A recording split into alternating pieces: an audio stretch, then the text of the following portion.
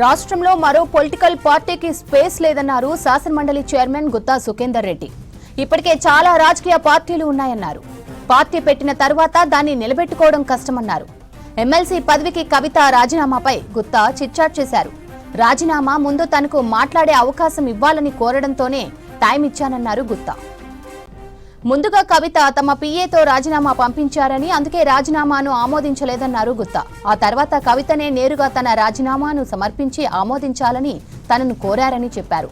Resign చేసిన వారు ఎవరైనా సరే సభలో మాట్లాడే అవకాశం ఇస్తారు కాబట్టే తాను కూడా మండలిలో మాట్లాడేందుకు కవితకు అవకాశం ఇచ్చానన్నారు.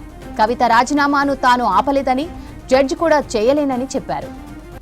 గత 10 ఏళ్లలో గోదావరి నదిపై ఎంత శ్రద్ధ తీసుకున్నారో అంతే శ్రద్ధ కృష్ణా నదిపై తీసుకోలేదన్నారు గుత్తా సుఖేందర్ రెడ్డి.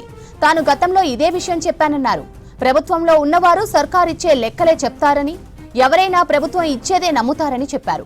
ఎవరైనా సరే తమ భాష విషయంలో చాలా జాగ్రత్తగా మాట్లాడాలని సూచించారు శాసనమండలి చైర్మన్ గుత్తా సుఖేందర్ రెడ్డి.